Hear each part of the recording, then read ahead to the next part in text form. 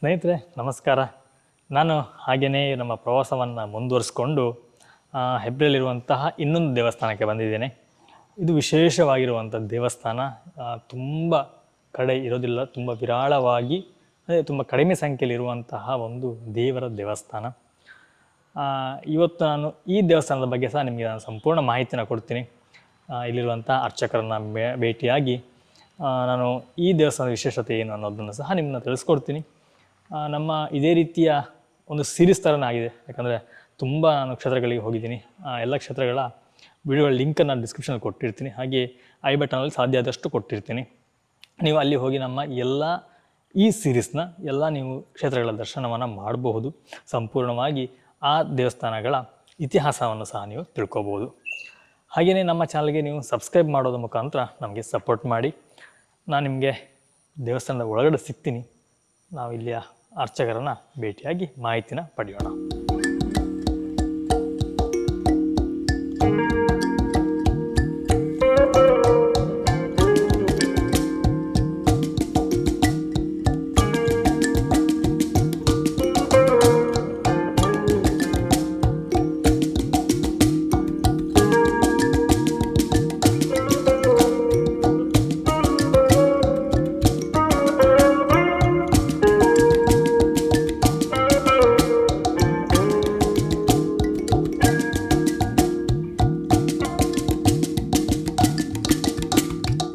ಭಟ್ರೆ ನಮಸ್ಕಾರ. ನಮಸ್ತೆ. ನಾವು ಸುಮಾರು ಕ್ಷೇತ್ರಗಳಿಗೆ ಹೋಗಿ ಇಲ್ಲಿಗೆ ಸಹ ಬಂದಿದ್ದೆ, ನಿಮ್ಮ ಕ್ಷೇತ್ರಕ್ಕೆ ಸಹ. ನನಗೆ ಫಸ್ಟಿಗೆ ಇಲ್ಲಿಯ ಒಂದು ಸ್ಥಳ ಪರಿಚಯ ಮಾಡಿಕೊಡಿ ಭಟ್ರೆ. ಇದು ಮೂಲತಃವಾಗಿ ಜೈನ ಮನೆತನದ ದೇವರು, ಬಾರ್ಪೂರಿಂದ ಬಂದಂಥದ್ದು. ಮೂಲ ಅನ್ನಪೂರ್ಣೇಶ್ವರಿ ಮತ್ತು ಅರ್ಧನಾರೀಶ್ವರ ಇಬ್ಬರು ಒಟ್ಟು ಬಾರ್ಪೂರಿಂದ ಇಲ್ಲಿ ಬಂದು ನೆಲೆ ನಿಂತಂಥದ್ದು. ಆ ಸಂದರ್ಭದಲ್ಲಿ ಅರ್ಧನಾರೀಶ್ವರ ನನಗೆ ಈ ಜಾಗ ಆಗ್ಬೋದು ಅಂತೇಳಿ ಇಲ್ಲಿ ನೆಲೆ ನಿಂತದ್ದಳು. ಅದೇ ರೀತಿಯಾಗಿ ಅನ್ನಪೂರ್ಣೇಶ್ವರಿ ನನಗೆ ಬೆಟ್ಟ ಗುಡ್ಡ ಕಾಡು ಇದ್ದ ಜಾಗ ಆಗ್ಬೇಕಂತೇಳಿ ಕಬ್ಬಿನಾಲೆ ದುರ್ಗದಲ್ಲಿ ಹೋಗಿ ನೆಲೆ ಆದ್ವಿ. ಒಟ್ಟಿಗೆ ಬರುವಾಗ ಬಾರ್ಕೂರಿಂದ ಬರುವಾಗ ಪಂಚದೈವಗಳು ಅವರು ಒಟ್ಟಿಗೆ ಸೆಟ್ಟಾಗಿ ಬಂದಿದ್ದಾರೆ. ಅಲ್ಲಿ ಹಬ್ಬಕ್ಕದಾರಕ, ನಂದಿಗೋಣ, ಖಡ್ಗರಾವಣ, ಹಾಗೆ ಧೂಮಾವತಿ ಅಂತ 5 ದೇವತೆಗಳು ಒಟ್ಟಿಗೆ ಬಂದಿದ್ದಾರೆ. ಹಾಗೆ ಗರ್ಭಗುಡಿ ಒಳಗಡೆ ಅವರಿಗೆ ನಂದಿಗೋಣ, ಹಬ್ಬಕ್ಕದಾರಕ, ಹಾಗೆ ಖಡ್ಗರಾವಣಿಗೆ ಸ್ನಾನ ಕೊಟ್ಟಿದ್ದೇವೆ. ಎಡಭಾಗದಲ್ಲಿ ಧೂಮಾವತಿ ಕೊಟ್ಟಿದ್ದೇವೆ. ಒಟ್ಟಿಗೆ ಬರುವಾಗ ರಕ್ಷಣೆಗೆ ಅವರು ಇಲ್ಲಿಗೆ ಬಾರ್ಕೂರಿಂದ ಬರುವಾಗ ಒಟ್ಟಿಗೆ ಬಂದಂಥದ್ದು. ಅದೇ ರೀತಿಯಾಗಿ ಮೂಲ ಜೈನ ಮನೆತನದ್ದು, ಬೀಡಿನ ಮನೆತನದ ದೇವರು. ಇಲ್ಲಿ ಮೂಲ ಇದ್ದದ್ದು ಬ್ರಹ್ಮಸ್ಥಾನ ಮಾತ್ರ. ಇಡೀ ಗ್ರಾಮದಲ್ಲಿ ದೇವಸ್ಥಾನ ಇರಲಿಲ್ಲ, ಬ್ರಹ್ಮ ಮಾತ್ರ ಇದ್ದದ್ದು, ಪ್ರಧಾನ ಚತುರ್ಮುಖ ಬ್ರಹ್ಮ. ಕೊನೆಗೆ ಇಲ್ಲಿ ಗ್ರಾಮದಲ್ಲಿ ಒಂದು ದೇವಸ್ಥಾನ ಬೇಕಂತೇಳಿ ಜೈನ ಮನೆತನದ ಬಳ್ಳಾರಿ ಬೀಡಿನ ಮನೆತನದವರೇ ಅಜ್ಜಂಬಳ್ಳಾಳ್ತಿ ಕಾಲದಲ್ಲಿ ಅವರು ಪ್ರತಿಷ್ಠಾಪನೆ ಮಾಡಿದಂಥದ್ದು ದೇವರು. ಮೂಲದ ಮೂರ್ತಿ ಬಲಭಾಗದಲ್ಲಿ ಮೂಲದ ಮೂರ್ತಿ ಅದು. ಬೆಳಿಗ್ಗೆ ಸಂಜೆ 2 ಹೊತ್ತು ಅವಳು ದೇವಸ್ಥಾನಕ್ಕೆ ಬಂದು ಕೈ ಮುಗಿದು ಹೋಗುವುದು. ಅವಳು ಕರೆದಾಗ ದೇವರು ಮಾತಾಡ್ತಿದ್ದಂತೆ, ಅಷ್ಟು ಸತ್ಯದ ಕಾಲ ಆವಾಗ. ಅವಳು ಹೇಳಿದಾಗೆ ದೇವರು. ಹಾಗಾದರೆ ನಾವು ಬೆಳಿಗ್ಗೆ ಸಂಜೆ ಸಾಯಂಕಾಲ 3 ಹೊತ್ತು ಸ್ನಾನ ಮಾಡಿ ಪೂಜೆ ಮಾಡಿದ್ರು ದೇವರು ನಮ್ಮ ಹತ್ರ ಮಾತಾಡೋದಿಲ್ಲ, ಅವಳ ಹತ್ರ ಮಾತಾಡ್ತದೆ. ನಾಳೆ ಬರುವಾಗ ದೇವ್ರ ಮೂರ್ತಿನೇ ಇಲ್ಲ ಅಂತ ಮಾಡಿದೆ ಈಗ ಅಂತೇಳಿ ಆವಾಗ 700 ವರ್ಷದ ಹಿಂದೆ ಆ ಅರ್ಚಕ ಕುಟುಂಬ ಏನುಂಟು 4 ಪಾಲ್ನವರು ಸೇರಿ ಆ ಮೂರ್ತಿನ ಹೊತ್ತು ಸುತ್ತಿಗೆ ಬರುವಾಗ, ಮೂಲ ವಿಗ್ರಹ ಸುತ್ತಿಗೆ ತರುವಾಗ ಆ ಮೂರ್ತಿಯಲ್ಲಿ ಬೆಂಕಿ ಬಂತು ತೆಗೆದು ಬಿಸಾಕಿದ್ರು. ಅದು 4 ಕೈಗಳು ತುಂಡಾಯಿತು, ಭಿನ್ನ ಬಂತು. ಅಜ್ಜಂಬಳ್ಳಾಳ್ತಿ ಬರುವಾಗ ದೇವ್ರ ಮೂರ್ತಿ ಇಲ್ಲ, ಆವಾಗ ಪ್ರಜ್ಞೆ ತಪ್ಪಿ ಬಿದ್ದು. ಪ್ರಜ್ಞೆ ತಪ್ಪಿ ಬಿದ್ದ ಕಾಲದಲ್ಲಿ ಧೂಮಾವತಿ ಇಲ್ಲಿಂದ ಆವಾಗ ಹೊರಟು ಇಲ್ಲಿಂದ ಹೋಗಿ ಯಾರೆಲ್ಲ ಬ್ರಹ್ಮ ಕುಲದವರು ಪೂಜೆಯವರೆಲ್ಲ ಇದ್ದಾರೆ ಅವರನ್ನೆಲ್ಲ ಸಂಹಾರ ಮಾಡಿ, ಎರಡನೇ ಈಗ ಮೇಲ್ಜಡ್ಡ ಅಂತೇಳಿ ಬಚ್ಚಪ್ಪು ಮೇಲ್ಜಡ್ಡಲ್ಲಿ ಹೋಗಿ ವಿಶ್ರಾಂತಿಗೋಸ್ಕರ ನೆಲೆ ನಿಂತಂಥದ್ದು ಜಾಗ. ಮೂಲ ಇಲ್ಲಿಂದ ಹೋದಂಥದ್ದು. ಕೊನೆಗೆ 2ನೇ ಕಲ್ಲಿನ ಮೂರ್ತಿನ ಪ್ರತಿಷ್ಠೆ ಮಾಡಿದ್ರು.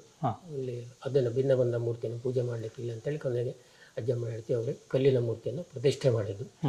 ಅದರ ಮೇಲೆ ಆ ಭಿನ್ನ ಬಂದಂಥ ಮೂರ್ತಿನ ಪೂಜೆ ಮಾಡುವಾಗಿಲ್ಲ. ಹಾಗಾಗಿ ಅದನ್ನು ಮೂಲೆಯಲ್ಲಿಟ್ಟ ಕೂಡಲೇ ಊರಲ್ಲಿ ಈ ಜ್ವರ, ಜುಲಾಬು, ನೀರುಕೊಟ್ಲೆ, ಉರಿ ಇಂಥದ್ದೆಲ್ಲ ಜಾಸ್ತಿ ಶುರುವಾಯಿತು. ಆವಾಗ ಪುನಃ ಇಲ್ಲಿ ಸಂದರ್ಶನವೇ ಪ್ರಧಾನ. ಮಂತ್ರವಾದ ಆಗಲಿ ಜ್ಯೋತಿಷ್ಯ ಆಗಲಿ ನಡೆಯುವುದಿಲ್ಲ. ಸಂದರ್ಶನ ಮಾಡಿ ದೇವರನ್ನ ಕೇಳಿದಾಗ ಅದನ್ನು ಯಾವುದೇ ಕಾಲಕ್ಕೂ ನೀವು ಮೂಲೆಯಲ್ಲಿಟ್ಟು ಇದು ಮಾಡುವಾಗಿಲ್ಲ. ಜಲ ಜಲ ಇದು ಮಾಡಲಿಕ್ಕಿಲ್ಲ ಅಥವಾ ಮೂಲೆಯಲ್ಲಿ ಇಡಲಿಕ್ಕೂ ಇಲ್ಲ. ದೇವರ ಬಲಭಾಗದಲ್ಲಿಟ್ಟೆ ಪೂಜೆ ಮಾಡಬೇಕು.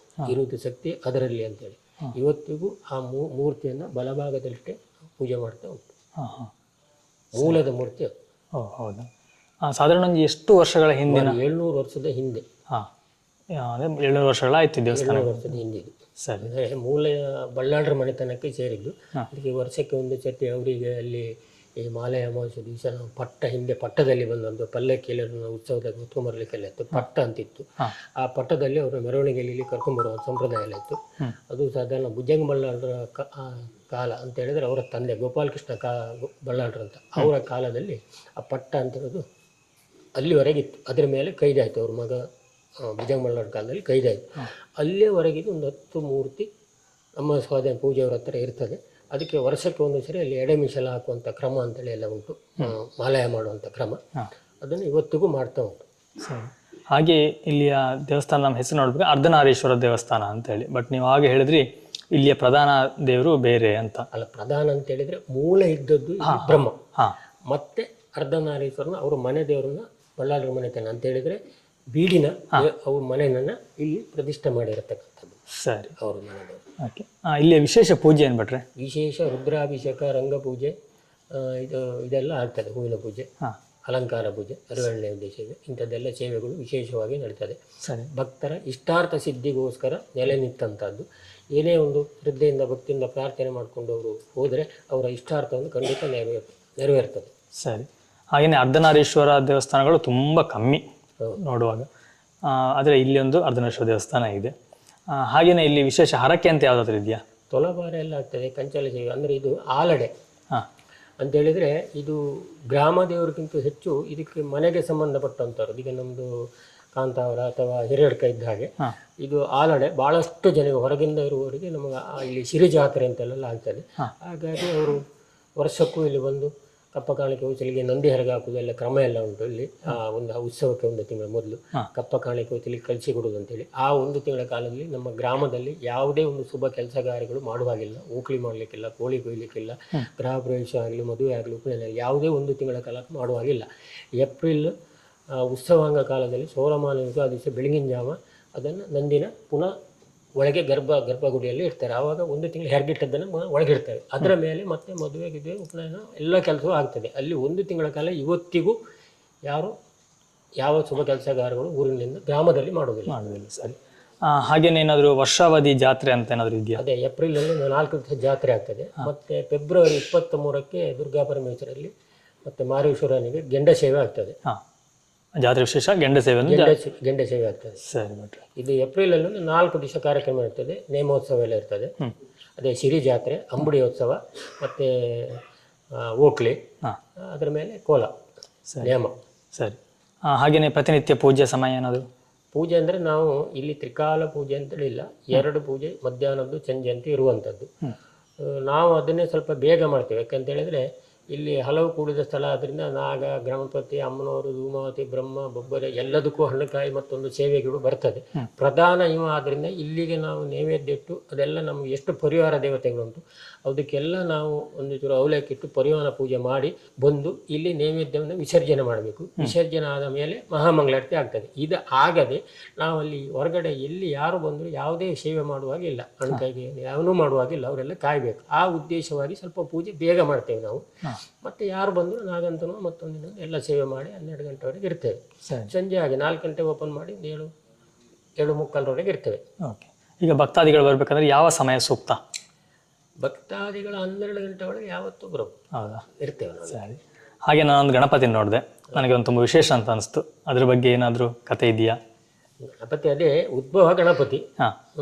ಅದು ಮೊದಲೆಲ್ಲ ಭಾರಿ ಪವರ್ಫುಲ್ ಆಗಿ ಹಣ್ಣುಕಾಯಿ ಸೇವೆ ಇದೆಲ್ಲ ನಡೀತಾ ಉಂಟು. ಈಗಲೂ ಜನ ಬರ್ತಾ ಇದ್ದಾರೆ. ಸರಿ.